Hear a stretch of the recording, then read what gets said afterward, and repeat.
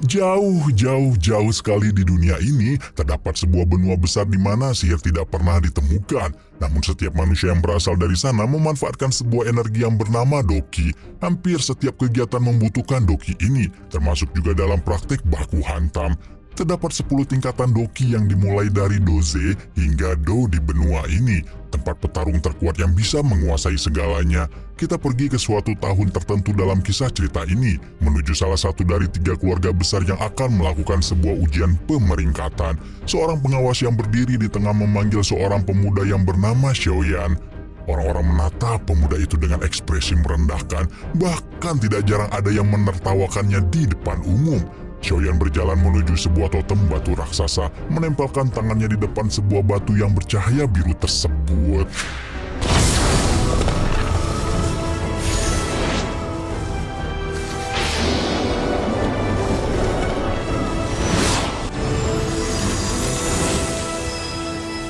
Xiaoyan, 斗志气3段。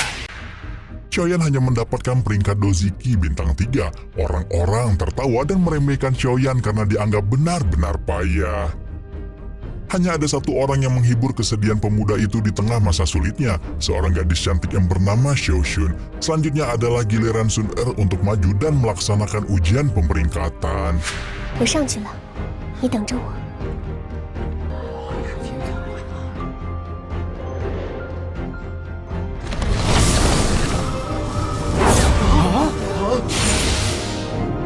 校训儿，斗志气9段，高级。9段。 Kemudian kita berpindah menuju ruang rapat keluarga Xiao beberapa saat kemudian. Di sana terlihat 3 kepala keluarga besar sedang berkumpul untuk membahas sesuatu. 3 keluarga ini mengatur sebuah bisnis yang sama, yaitu perdagangan pasar yang mengendalikan berbagai kota-kota di kawasan mereka. Terlihat dengan jelas kalau Jia Libi tengah bermusuhan dengan Xiao Zhan dalam urusan tertentu. Untungnya tidak terjadi pertarungan yang menambah keributan di ruang rapat itu. Xiao Zhan mengeluarkan sebuah surat dari balik bajunya, sebuah perjanjian yang berisi kontrak pernikahan anaknya Xiaoyan. Pemuda itu dulunya adalah seorang jenius yang mampu meraih gelar Doki bintang 9 pada umur 10 tahun. Kontrak pernikahan yang dimaksud adalah perjodohan antara pemuda itu dengan seorang gadis dari keluarga Nalan. Keluarga Nalan memiliki banyak petarung yang kuat. Keeratan hubungan mereka dengan keluarga Xiao pasti akan menambah pertahanan mereka dari gangguan siapapun. Xiao Zhan terlihat begitu senang karena tidak ada orang yang berani berbuat macam-macam pada keluarganya. Jia Libi mengembalikan kontrak pernikahan tadi kepada Xiao Zhan dengan wajah masam, memutuskan kalau hari ini dia akan kembali ke kediamannya sambil memikirkan banyak hal. Tapi tiba-tiba mereka mendapatkan kabar mengejutkan mengenai kedatangan calon istri Xiaoyan. 纳兰嫣然小姐驾到！哦，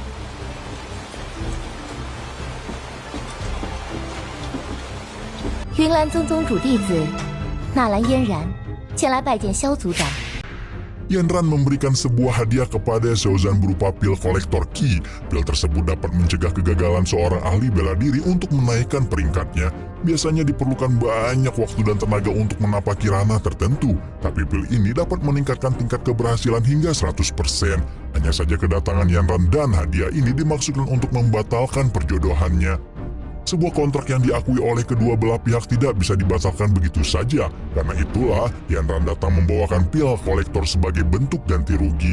Yanran memang setuju untuk menikahi Xiaoyan pada awalnya, tapi dia hanya ingin kejeniusan dari sosok pemuda tersebut. Xiaoyan yang telah melemah sekarang sama sekali bukan orang yang dia inginkan. Sebagai bentuk keseriusannya, Yanran juga membawa seorang ahli bela diri yang berada pada tingkat Dadoushi bintang 7 puir 16.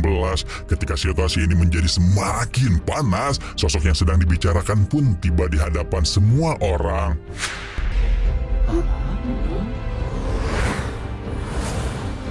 退婚在斗气大陆是奇耻大辱，他们的族人将世世代代抬不起头。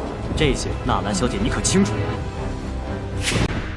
Setelah melihat sendiri penampilan Xiaoyan, Yanran bahkan berani menambah lagi sogokan demi bisa membatalkan perjodohan tersebut.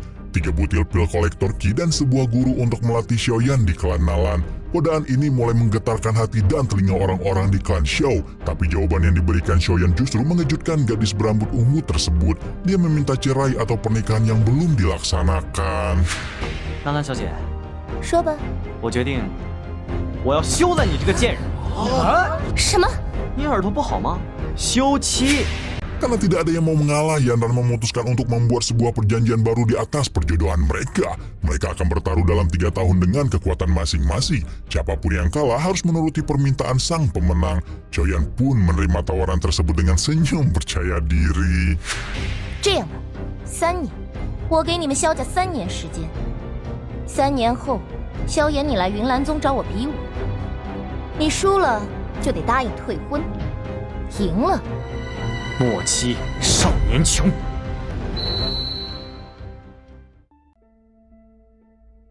Keesokan harinya, Xiaoyan kembali pada rutinitasnya menyedihkan setelah kehilangan kekuatannya, berjalan dengan wajah lesu tanpa menatap orang-orang di sekitarnya.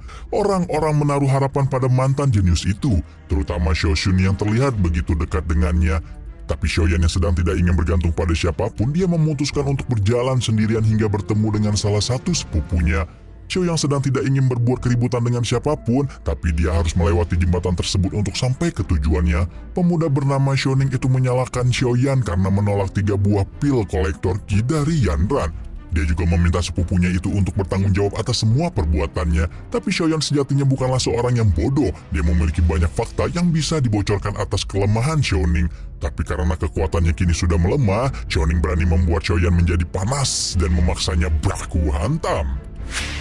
好，今天你就先试试。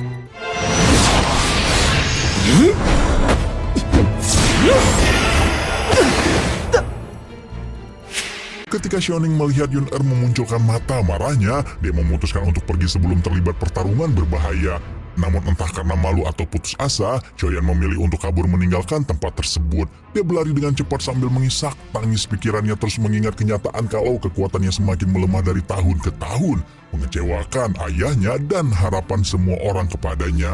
Pemuda itu sampai di depan makam seseorang yang sangat dicintainya. Di sisi lain dari makam tersebut, Xiaozan juga berada di sana merasa kasihan atas nasib buruk yang menimpa anaknya. Ketika Xiaoyan masih menitikkan air matanya, tiba-tiba dia mendengarkan suara dan cincin di tangannya bersinar terang. 母亲，为什么？为什么？为什么？为什么？母亲，孩儿对不住你。3年后，恐怕黄泉之下都没脸见人。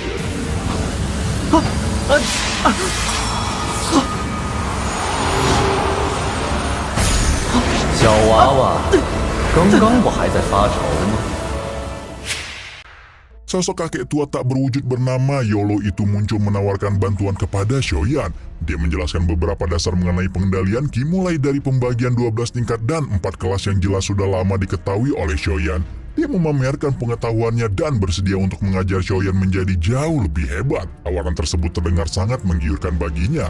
Tapi Xiaoyan yang cerdas memilih untuk memikirkan baik-baik kejadian aneh di hadapannya ini. Bagaimana bisa seorang kakek berwujud hantu bisa mengajarkan pengendalian Qi tingkat Xuan lebih tinggi dari Huang yang bisa diajarkan oleh guru-guru dari keluarga ternama. Lebih-lebih lagi, gelar Tian yang hampir mustahil untuk dicapai. Kenaikan tingkat untuk mencapai level Huang dan Xuan biasanya membutuhkan bantuan dari seorang alkemis tingkat 5. Tapi Yolo menampilkan kepercayaan diri kalau dia adalah sosok yang jauh lebih hebat daripada itu. Awalnya seluruh ucapan Yolo dianggap lelucon oleh pemuda itu. Tapi Xiaoyan akhirnya sadar kalau kakek tua inilah yang selama ini menyerap kekuatannya hingga menjadi selemah ini. Semua itu terpaksa dilakukan Yolo karena bentuk rohnya dulu sangatlah lemah. Xiaoyan memang sangat marah, tapi dia sadar diri kalau dirinya yang sekarang tidak bisa melakukan apapun. Dia bersedia menerima Yolo sebagai guru dengan satu syarat, kakek tua itu harus bisa melatihnya menjadi Doziki bintang 7 dalam waktu 1 tahun saja. Untuk membuktikan kesungguhan dari ucapannya, Yolo mencoba menggunakan kekuatan untuk menggerakkan pepohonan bambu di sekitar mereka. Pertama-tama Xiaoyan diminta untuk mengumpulkan beberapa bahan-bahan langka. Semua kebutuhan itu diperkirakan akan lebih mahal dari 1000 koin emas. Tapi Xiaoyan yang sudah kehabisan ide tidak punya pilihan lain selain menerimanya. 不能让钱给憋死，看我的吧！